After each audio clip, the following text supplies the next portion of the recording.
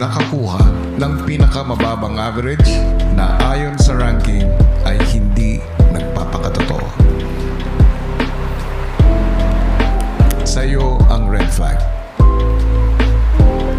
At ang average mo ay 2.0.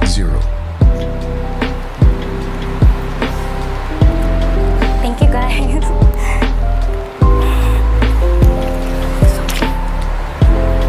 Hanggang dito na lang muna, housemates.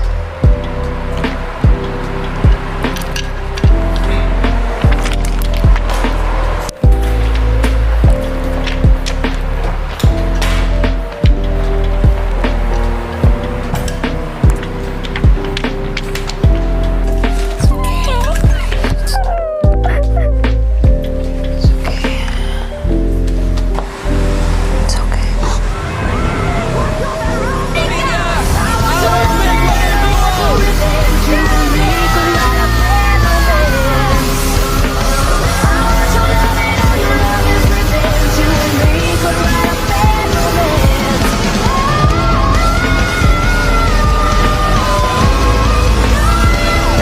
Colang Edition Big Winner!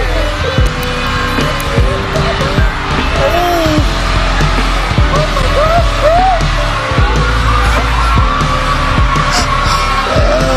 my God! Ah! Oh my God! Oh my God! Oh my God, Lord! Lord! Oh my God! Big winner! Are you listening? Oh my God, Kuya! Big winner! Oh my God, Ben!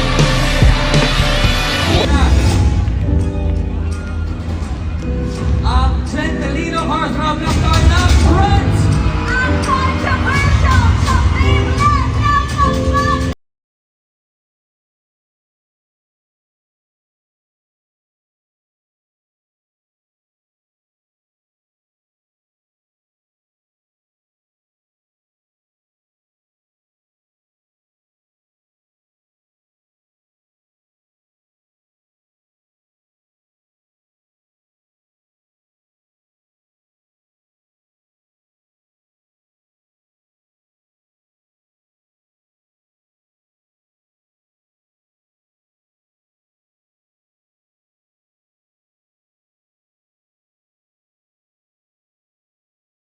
Kasi hindi po yun may explain na nararamdaman ko ngayon.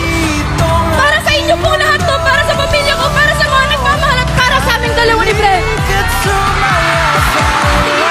How about you, Brent? Gusto ko lang po sabihin na basta puso yung panlaban. Anything is possible! God is good! Thank you po! Maraming po salamat!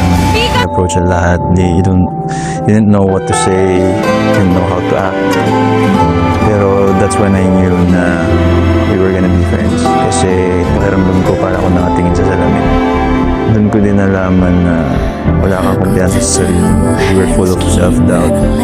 I was really full of self-assurance. You really only came around nung nakuha mo yung red flag.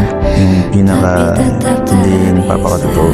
Parang paramdam na parang nag-switch ka na lang bigla na unti-unti nagbabakat ng walls, unti-unti nagtitiwala ka sa sarili mo. And I would say you became my best friend in the house.